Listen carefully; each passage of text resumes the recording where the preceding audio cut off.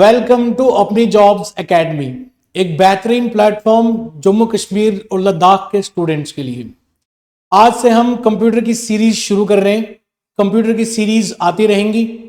आज का जो टॉपिक है वो है कंप्यूटर ऑर्गेनाइजेशन। इस टॉपिक को दो हिस्सों में डिवाइड किया हुआ है। एक हिस्सा है बेसिक लेवल, दूसरा है एडवांस लेवल।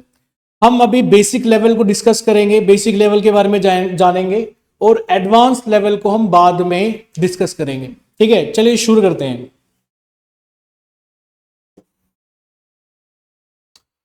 तो सबसे पहला टॉपिक जो हमने अभी पढ़ना है कि कंप्यूटर ऑर्गेनाइजेशन क्या होता है। What is a computer organization? So computer organization is the arrangement of all the devices used in computer system. कहने का मतलब है कि जो भी डिवाइसेस, जो भी पार्ट्स कंप्यूटर सिस्टम में यूज होते हैं, जब हमको अरेंज करते हैं, किस जगह पे हम कौन सा पार्ट लगाएंगे, कहां कनेक्ट करेंगे, इस सारे अरेंजमेंट को हम कंप्यूटर ऑर्गेनाइजेशन बोलते हैं। ठीक है, कंप्यूटर ऑर्गेनाइजेशन का जो कॉन्सेप्ट है सबसे पहले 1945 में डिस्कस हुआ था। ये किसने बताया था? जॉन वॉन न्यूमैन ने बताया था। बहुत इंपॉर्टेंट लाइन है। जॉन वॉन न्यूमैन ने सबसे पहले 1945 में इस कॉन्सेप्ट को बताया था कि जब भी हम अरेंजमेंट करते हैं डिवाइसेस की, हम कैसे अरेंजमेंट करें डिवाइसेस की ताकि कंप्यूटर सिस्टम अच्छी तरह से काम कर सके। उस पूरे अरेंजमेंट को एक नाम दिया गया जिसको हम बोलते हैं ऑर्गेनाइजेशन ऑफ कंप्यूटर सिस्टम। ठीक है, ओके। नेक्स्ट, अब जो ये अरेंजमेंट है ये अलग अलग यूनिट्स में डिवाइड किया हुआ है। सबसे पहला यूनिट जो है जिसको बोलते हैं इनपुट यूनिट, ठीक है। दूसरे को बोलते हैं आउटपुट यूनिट, फिर उसके बाद कंट्रोल यूनिट, फिर उसके बाद अर्थमेटिक एंड लॉजिकल यूनिट, फिर उसके बाद मेमोरी यूनिट। हमने वन बाय वन इन सारे यूनिट्स को एक्सप्लेन करना है। तो चलिए शुरू करते हैं एक्सप्लेन करना।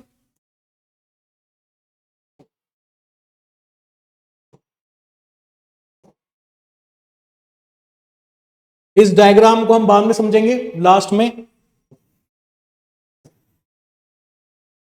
सबसे पहला आता है इनपुट यूनिट। देखो इनपुट यूनिट क्या होता है? इनपुट यूनिट होता है जब भी हम कंप्यूटर सिस्टम को कमांड देते हैं।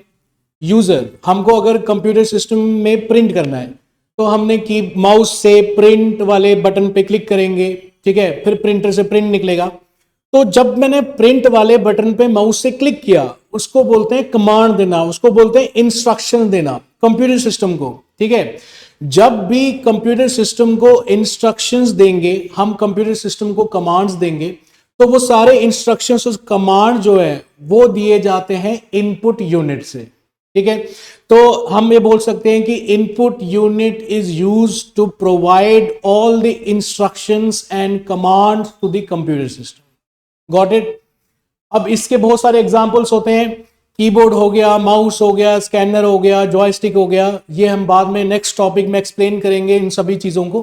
ठीक है, तो अभी याद रखा आपने कि इनपुट डिवाइस या इनपुट यूनिट क्या होता है। इनपुट यूनिट वो सारे डिवाइसेस हैं, वो सारे पार्ट्स हैं जिनसे हम कंप्यूटर सिस्टम को प्रोवाइड करते हैं इंस्ट्रक्शंस या कमांड्स।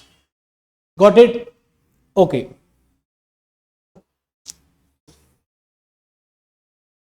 दूसरा होता है आउटपुट यूनिट। आउटपुट यूनिट वो सारे डिवाइसेस हैं जिनसे हमको कंप्यूटर सिस्टम ने जो भी काम किया होगा वो या तो देखने को मिलेगा मॉनिटर स्क्रीन पे, या हम उसको प्रिंट कर सकते हैं प्रिंटर से। तो कहने का मतलब है हमने कंप्यूटर सिस्टम को कमांड दी, प्रिंट की, कंप्यूटर सिस्टम ने वो कमांड को एक्सेप्ट किया, उस कमांड को फॉलो किया, और कमांड को फॉलो करने के बाद प्रिंटर से एक पेज प्रिंट आउट होके आ गया। ठीक है, तो वो जो पेज है जो प्रिंट आउट होके आ गया उसको हम बोलेंगे आउटपुट। और जो भी आउटपुट हमको मिलेगा वो सारे आउटपुट हमको आउटपुट यूनिट से मिलते हैं। आउटपुट यूनिट के बहुत सारे डिवाइसेस होते हैं, जैसे सबसे कॉमन डिवाइस होता है मॉनिटर। मॉनिटर एक ऐसा कॉमन आउटपुट यूनिट डिवाइस है जिसमें हम कंप्यूटर सिस्टम में स्क्रीन पे जो भी आ रहा है, जो भी हम कंप्यूटर सिस्टम में काम करेंगे वो हमको स्क्रीन पे दिखाई देगा। ठीक है। सो हम एक्सप्लेन कर सकते हैं ऐसे कि output unit are all the devices which are used to watch the output, to observe the output of computer system, and computer system displays all the output on a common output unit device, that is monitor screen. Got it? तो इसमें भी बहुत सारे devices होते हैं, जैसे printer हो गया, मॉनिटर हो गया, स्पीकर हो गया, प्रोजेक्टर हो गया। इसके बारे में भी आगे डिवाइसेस के बारे में आगे आगे एक्सप्लेन करेंगे आगे टॉपिक्स में, ठीक है। उसके बाद है कंट्रोल यूनिट। ये बहुत इंपॉर्टेंट यूनिट है कंप्यूटर सिस्टम का, कंप्यूटर ऑर्गेनाइजेशन का, ठीक है। जो क्या काम करता है कंप्यूटर सिस्टम में, जो कंप्यूटर सिस्टम में ब्रेन लगा होता है, ब्रेन, ठीक है, जिसको हम सीपीयू बोलते हैं, जिसकी फुल फॉर्म होती है सेंट्रल प्रोसेसिंग यूनिट। जो हमारे कंप्यूटर सिस्टम में ब्रेन लगा होता है, उस ब्रेन को कंट्रोल करने का काम कंट्रोल यूनिट करता है। तो कहने का मतलब है control unit is the responsible to control all the processing, all the instructions which are inside CPU. Computer जो हमारा सेंट्रल प्रोसेसिंग यूनिट है, जो कंप्यूटर का ब्रेन है, कंप्यूटर का ब्रेन तब तक काम करेगा जब तक कंट्रोल यूनिट कंप्यूटर सिस्टम के ब्रेन को काम करवाएगा। तो कहने का मतलब है कि जो सीपीयू है उसको कंट्रोल करता है कंट्रोल यूनिट। तो हम बोल सकते हैं control unit is the command centre of central processing unit, ठीक है। तो ये काम क्या करता है, कंप्यूटर सिस्टम में जो भी इंस्ट्रक्शंस चाहिए, कंप्यूटर सिस्टम खुद ब खुद काम तो नहीं करेगा। कंप्यूटर सिस्टम में पहले से ही इंस्ट्रक्शंस भरे होते हैं, पहले से ही ऐसी लाइनें, जिसको हम कोडिंग बोलते हैं, जिसको हम इंस्ट्रक्शंस बोलते हैं, वो कंप्यूटर सिस्टम में पहले से ही रखी जाती हैं, कोड करके रखी जाती है सिस्टम के अंदर, ठीक है। अब अगर फॉर एग्जांपल कंप्यूटर सिस्टम को ये करना है 1+1, कंप्यूटर सिस्टम को 1+1 ये कैलकुलेशन परफॉर्म करने के लिए कुछ चीजें करनी पड़ेंगी, कुछ कैलकुलेशन करनी पड़ेंगी, ठीक है। तो तभी वो उसका रिजल्ट निकालेगा 1+1। अब कंप्यूटर सिस्टम को ये कैसे पता चले कि 1+1 को कैसे करना है, ठीक है। कंप्यूटर सिस्टम को ये बताना पड़ेगा कि 1 जो है वो उसको ऐड करने, दूसरे 1 पे ऐड करने से 2 निकलता है। ये उसको कैसे पता चलेगा, ये उसको पता चलेगा उन इंस्ट्रक्शंस की वजह से जो कंप्यूटर सिस्टम में ऑलरेडी फीड है, ठीक है। अब कंट्रोल यूनिट क्या करता है, वो उन्हीं इंस्ट्रक्शंस में से ये फाइंड करता है कि कौन सी ऐसी इंस्ट्रक्शन इस पर्टिकुलर कैलकुलेशन को करने में हेल्प करेगी। तो वो कंट्रोल यूनिट उस इंस्ट्रक्शन को लेगा, उसको चलवाएगा, सीपीयू से चलवाएगा। जैसे ही सीपीयू वो इंस्ट्रक्शन को चलाएगा, कंप्यूटर सिस्टम में जो लगा हुआ सीपीयू है उसको इस कैलकुलेशन करने में हेल्प मिलेगी, मतलब उसको पता चलेगा कि ये कैलकुलेशन करनी कैसे है। तो कहने का मतलब है जो कंट्रोल यूनिट है वो एक बहुत इंपॉर्टेंट काम करता है, वो सारे इंस्ट्रक्शंस को पहले तो सर्च करता है, फिर वो एक इंस्ट्रक्शन उस इंस्ट्रक्शंस में से निकालता है जो कंप्यूटर सिस्टम को चाहिए होती है उस टाइम पे वो काम करने के लिए। तो यहां पर देखो जैसे लिखा हुआ है, it controls the transfer of data and instructions very on computer in order to execute the instructions, the components of computer receive control signals from the control unit. Okay? जब भी कोई इंस्ट्रक्शंस परफॉर्म होनी है computer system में, control unit computer system में components को control signals भेजता है। उन्हीं कंट्रोल सिग्नल्स को फॉलो करके कंप्यूटर सिस्टम में कोई भी टास्क परफॉर्म होता है। ओके, सो यहां पर जैसे देखो लिखा हुआ है, ये बहुत इंपॉर्टेंट लाइन है, यहां पर लिखा हुआ है, ठीक है। It also extracts the instructions from memory and decodes and send the necessary signals to other components. यहां पर देखो ये मैं बोल रहा था कि जो कंप्यूटर सिस्टम में लगा हुआ कंप्यूटर कंट्रोल यूनिट है वो क्या काम करता है, वो उन इंस्ट्रक्शंस को निकालता है जो इंस्ट्रक्शंस कंप्यूटर सिस्टम को जरूरी चाहिए होती है उस टाइम पे वो काम करने के लिए। अब वो काम कुछ भी हो सकता है, प्रिंट करना, गाने बजाना, कुछ भी अंदर से कोई भी काम है वो इंस्ट्रक्शंस से ही होगा और वो इंस्ट्रक्शंस कंट्रोल यूनिट ही निकालेगा कौन सी ऐसी इंस्ट्रक्शन जिससे वो काम होगा, वो कंट्रोल यूनिट का काम होता है बाहर निकालना और उसके बाद उसको चलवाना ताकि कंप्यूटर सिस्टम उस काम को परफॉर्म कर पाए। ठीक है, ओके। उसके बाद अगला जो कंपोनेंट है वो है, अगला जो यूनिट है वो है arithmetic and logical unit. Arithmetic and logical unit simple भाषा में बोला जाए तो जब भी कंप्यूटर सिस्टम में जो भी मैथ से रिलेटेड, मतलब मैथमेटिक्स, मैथ वाले कैलकुलेशंस, एडिशन, सब्ट्रैक्शन, डिवीजन, तो जितने भी मैथमेटिकल कैलकुलेशंस होती हैं वो एएलयू के अंदर ही परफॉर्म होती है, that is arithmetic and logical unit. ठीक है, अर्थमेटिक एंड लॉजिकल यूनिट के अंदर एक तो मैथमेटिकल कैलकुलेशन होती है और एक लॉजिकल कैलकुलेशंस होती हैं। लॉजिकल कैलकुलेशंस का मतलब होता है जैसे less than, greater than, less than equal to, greater than equal to, और ये साथ साथ में अंदर से जब भी कोई कंडीशन होती है उस कंडीशन को भी चेक करता है। जैसे मैथ में कभी ऐसा लिखा होगा कि 5 is greater than equal to 6, तो यहां पे 5 is greater than equal to 6 ये फॉल्स है, ये जो 5 है वो 6 से बराबर या 6 से बड़ा नहीं है। ठीक है, तो इस टाइप की कैलकुलेशंस भी अर्थमेटिक एंड लॉजिकल यूनिट में ही परफॉर्म होती है।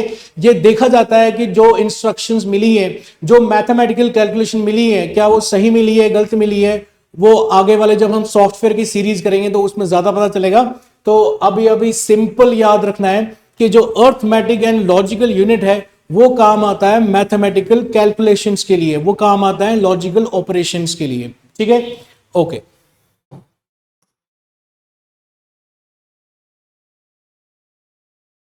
उसके बाद है हमारा मेमोरी यूनिट। ठीक है, मेमोरी यूनिट ये बहुत ही इंपॉर्टेंट यूनिट है कंप्यूटर सिस्टम के अंदर, कंप्यूटर सिस्टम की ऑर्गेनाइजेशन में। देखो मेमोरी जो है स्टोरेज यूनिट है कंप्यूटर सिस्टम का, जिसके अंदर डेटा, इंस्ट्रक्शन जो भी स्टोर रहते हैं। ठीक है, अब यहां पर बहुत इंपॉर्टेंट बात है, यहां पर अगर मैं बात करूं इनपुट की, तो जो इनपुट है, जब हम कंप्यूटर सिस्टम को इनपुट देते हैं इनपुट यूनिट से, चाहे वो कीबोर्ड है चाहे वो माउस है, कीबोर्ड से जब बटन्स को प्रेस किया जाता है, जैसे मैंने बटन प्रेस किया 1 और 1, 1 प्लस 1, तो ये जो 1 प्लस 1 है ये बन गया इनपुट। तो ये इनपुट सबसे पहले मेमोरी में ही स्टोर किया जाता है। तो ये बहुत इंपॉर्टेंट लाइन है कि whenever input is provided to the computer system, the input is first stored into the computer memory. ये बहुत इंपॉर्टेंट है। ठीक है, तो ये देखो it stores both data and instructions. ठीक है, जितनी भी इंस्ट्रक्शंस, जितना भी इनपुट हम कंप्यूटर सिस्टम को देते हैं, कंप्यूटर सिस्टम सबसे पहला काम करता है कि उसको कंप्यूटर मेमोरी के अंदर स्टोर करता है। ठीक है, ओके। उसके बाद अगर मैं बात करूं प्रोसेसिंग की, प्रोसेसिंग यानी कैलकुलेशंस की, अगर मैं यहां पर यही कैलकुलेशन ले लूं 1 प्लस 1, इस कैलकुलेशन को टेक्निकल लैंग्वेज में कहा जाता है प्रोसेसिंग। ठीक है, तो ये जो प्रोसेसिंग है, जो कैलकुलेशंस हैं, ये कैलकुलेशंस, ये प्रोसेसिंग भी कंप्यूटर मेमोरी के अंदर ही होती है, क्योंकि कुछ तो चाहिए कैलकुलेशन करने के लिए, कोई स्पेस तो चाहिए कैलकुलेशन करने के लिए। तो processing is done inside computer memory. तो दो बातें इज इंपॉर्टेंट, कौन कौन सी? एक, input provided to the computer system is stored into the memory, and inside the memory all the processing is done. Okay, processing जो परफॉर्म होती है वो कंप्यूटर की मेमोरी के अंदर ही होती है। उसके बाद प्रोसेसिंग के बाद अगर मैं बात करूं आउटपुट की, जो हमको मॉनिटर स्क्रीन पे दिखाई देता है, वो आउटपुट, अब अगर मैं इस कैलकुलेशन की बात करूं 1 प्लस 1, 1 प्लस 1 जो है बराबर होता है 2 के। अब ये जो 2 है ये हमारा बन गया आउटपुट, रिजल्ट जो कंप्यूटर सिस्टम ने जनरेट किया। अब ये जो 2 है, ये जो आउटपुट है, अब ये भी कंप्यूटर मेमोरी के अंदर ही स्टोर किया जाता है।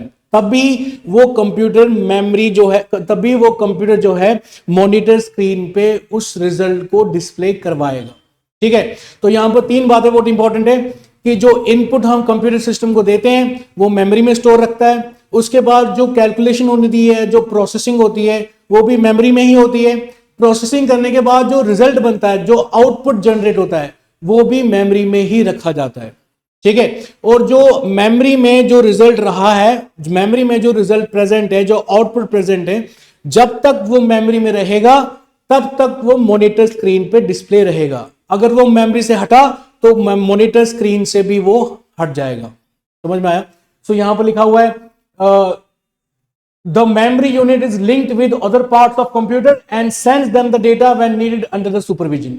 ठीक है, तो कहने का मतलब है कि जो भी डेटा इंस्ट्रक्शंस कंप्यूटर सिस्टम को प्रोवाइड होता है वो सबसे पहले मेमोरी में ही रखा जाता है, प्रोसेसिंग भी मेमोरी में ही डन होती है, उसका रिजल्ट भी मेमोरी के अंदर ही निकाला जाता है, उसके बाद मॉनिटर स्क्रीन पे डिस्प्ले दिया जाता है। तो this is our memory unit. Understand? Okay. उसके बाद जो हमारा मेमोरी यूनिट है, मेमोरी यूनिट, अब डेटा और इंस्ट्रक्शन मेमोरी यूनिट में ही स्टोर होगा। जो हमारा मेमोरी यूनिट है वो 3 तरह के पार्ट्स में डिवाइड किया होगा। अब सबसे पहले बात आती है प्राइमरी मेमोरी और सेकेंडरी मेमोरी की। Primary memory and secondary memory are 2 types of memory which is present inside computer system, inside computer organization. तो सबसे पहले बात करेंगे हम प्राइमरी मेमोरी की। ठीक है,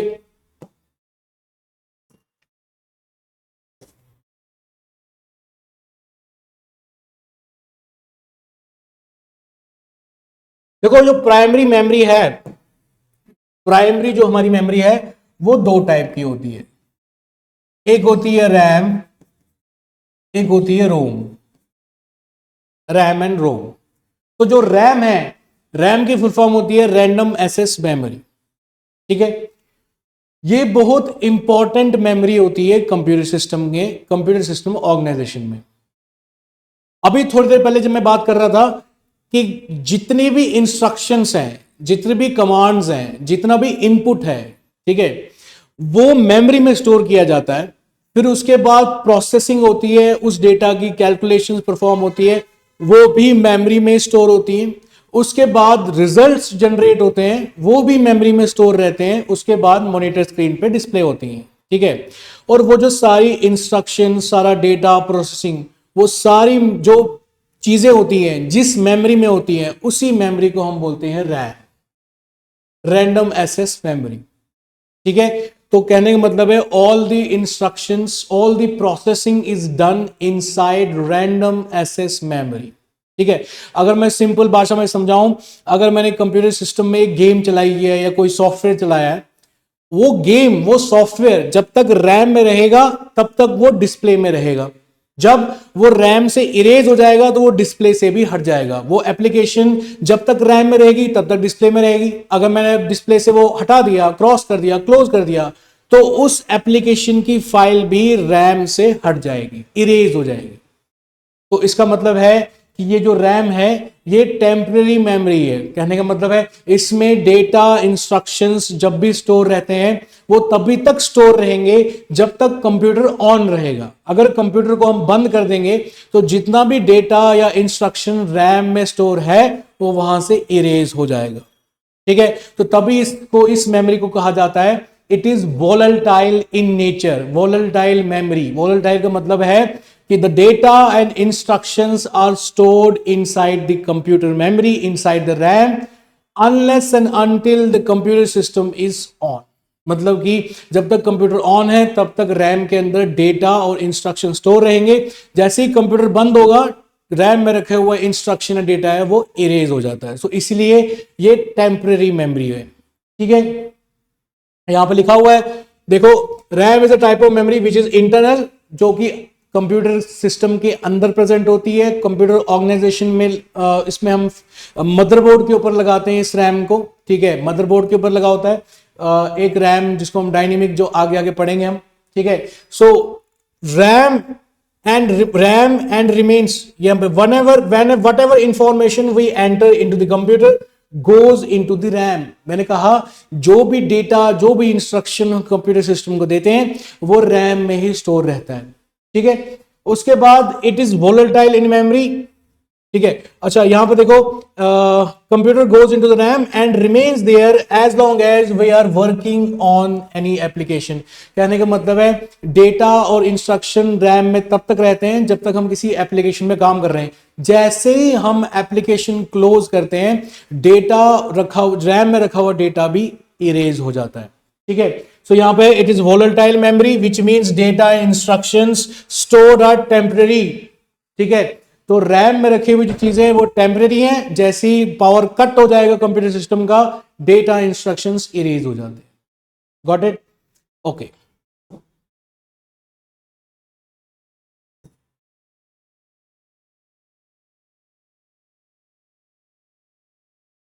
ओके, सो रैम जो है ये भी दो टाइप्स का होता है। एक टाइप होता है डी रैम और दूसरा होता है एस रैम। ओके, सो डी रैम का मतलब होता है डायनेमिक रैंडम एक्सेस मेमोरी। ठीक है। आप यहां पर देख रहे हो जैसे ये चिप है, इसको बोलते हैं डायनेमिक रैंडम एक्सेस मेमोरी। ये चिप है जो मदरबोर्ड के ऊपर प्लेस की जाती है। इसका काम वही है जो अभी तक मैं बोलता आ रहा हूं, जो भी डेटा या इंस्ट्रक्शंस जो भी इनपुट मेमोरी के अंदर स्टोर रहता है वो इसी डायनेमिक रैम के अंदर रहता है।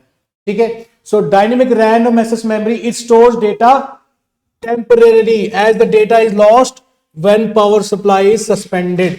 ठीक है। तो जिस रैम की मैं बात कर रहा था वो डायनेमिक रैम की बात कर रहा था कि जिस मेमोरी के अंदर डेटा तब तक रहता है जब तक कंप्यूटर ऑन है। जैसे कंप्यूटर बंद हो गया, डेटा और इंस्ट्रक्शन वहां से हट जाएंगे, वहां से इरेज हो जाएंगे। ठीक है।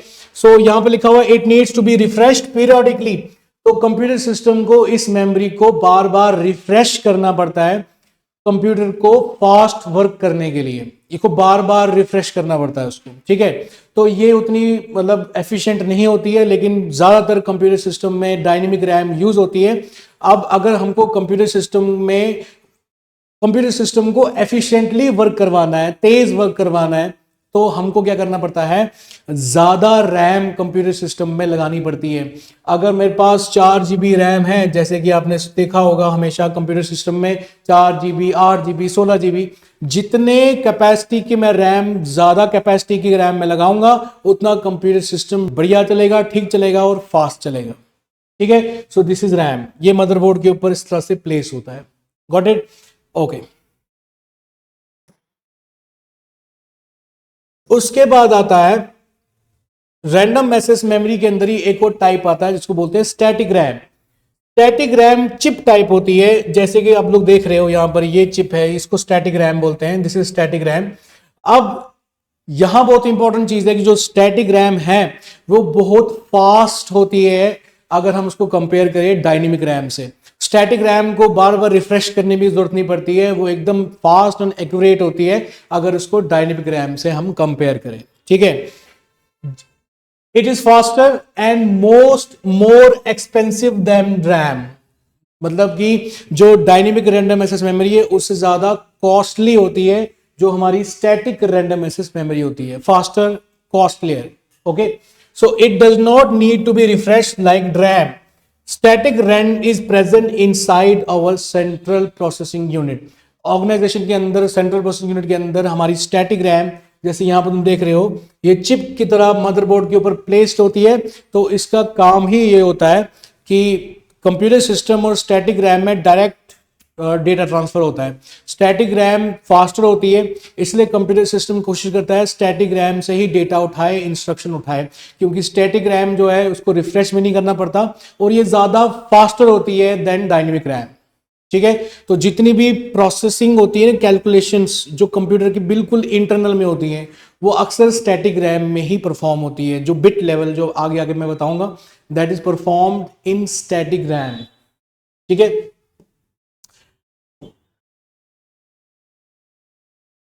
अब हम बात करते हैं उस डायग्राम की जो मैंने लास्ट में आपको बताया था कि लास्ट में हम डिस्कस करेंगे।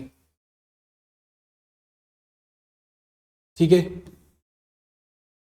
ये डायग्राम देखो, ये डायग्राम आप बना लो कॉपी के ऊपर कहीं भी, ये बहुत इंपॉर्टेंट डायग्राम है। ठीक है, बहुत ही इंपॉर्टेंट डायग्राम है। यहां पर अगर तुम नोटिस करोगे, यहां पर आप लोग नोटिस करोगे कि यहां पर देखो ये इंस्ट्रक्शंस हैं, ठीक है। कौन से इंस्ट्रक्शंस? यूजर इंस्ट्रक्शंस जो कंप्यूटर सिस्टम को प्रोवाइड किया जाता है इनपुट यूनिट के थ्रू।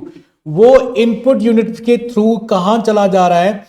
एक तो वो जा रहा है प्राइमरी स्टोरेज में। सबसे पहला काम जो मैंने बताया था कि जब भी कंप्यूटर सिस्टम को इनपुट देते हैं, वो इनपुट सबसे पहले मेमोरी में ही स्टोर रखा जाता है। इसीलिए इनपुट यूनिट से जो भी इंस्ट्रक्शंस आएंगे सबसे पहले वो प्राइमरी स्टोरेज में स्टोर होगा, ठीक है। RAM and ROM, RAM, static RAM, dynamic RAM, okay. So storage में रखने के बाद फिर काम आता है हमारा सेंट्रल प्रोसेसिंग यूनिट। तो सेंट्रल प्रोसेसिंग यूनिट के अंदर सबसे पहले तो कंट्रोल यूनिट है, फिर अरिथमेटिक एंड लॉजिकल यूनिट है। अब क्या होगा, डेटा जब प्राइमरी स्टोरेज में आ गया, फिर हमारा कंट्रोल यूनिट क्या काम करेगा? ये पता करेगा कि क्या डेटा आया हुआ है, क्या इंस्ट्रक्शन आया हुआ है, और उस काम को परफॉर्म करने के लिए कौन सी इंस्ट्रक्शन यूज होगी। तो वो इंस्ट्रक्शन को लाएगा और इस प्राइमरी स्टोरेज में जाके रखेगा, मतलब कि उसको भी, उस इंस्ट्रक्शन को भी रैम में रखेगा, मेमोरी के अंदर रखेगा। फिर उसके बाद क्या काम करेगा कंट्रोल यूनिट? हमारे जो ब्रेन है, सेंट्रल प्रोसेसिंग यूनिट, जो हमारा अगर मैथमेटिकल कैलकुलेशन है तो एएलयू को बोलेगा कि भाई ये इंस्ट्रक्शन है, ये डेटा है, इसको परफॉर्म करो, इसको कैलकुलेशन करो, ठीक है। तो जो भी कैलकुलेशन करनी होगी, जो भी इनपुट, जो भी प्रोसेसिंग करना होगा, जो कंट्रोल यूनिट है वो उस डेटा को पहले चेक करेगा, देखेगा क्या डेटा आया है, फिर वो चेक करेगा क्या इंस्ट्रक्शन यूज होनी है उस डेटा के ऊपर, उसी हिसाब से इंस्ट्रक्शन को लाएगा और उसको एग्जीक्यूट करवाएगा। तो कंट्रोल यूनिट सारा कंट्रोल करेगा, ठीक है। जब उसके बाद सारा प्रोसेसिंग हो गया तो वो प्रोसेसिंग भी, वो आउटपुट भी, देखो यहां पर एरो लगा हुआ है, वो तो प्राइमरी स्टोरेज में स्टोर होगा।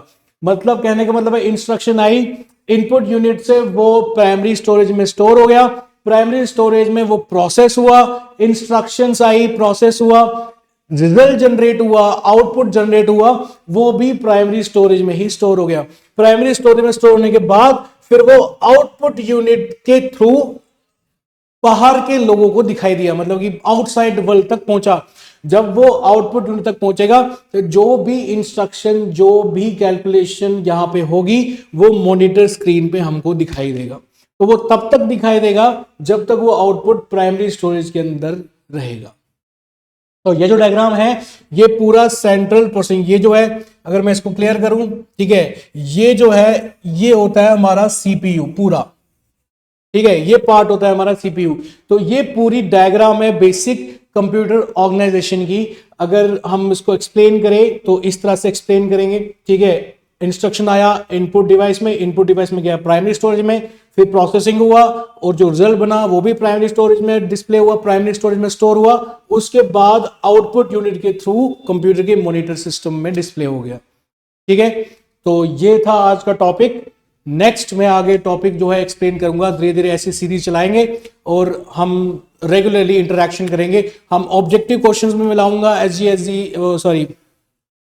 सीजीएल और एसएससी, जितने भी कॉम्पिटिटिव एग्जामिनेशंस हैं, वो सारी कॉम्पिटिटिव एग्जामिनेशंस के जो भी ऑब्जेक्टिव क्वेश्चंस हैं वो सब भी डिस्प्ले करेंगे, वो सब भी डिस्कस करेंगे हम। तो thank you, good evening all of you.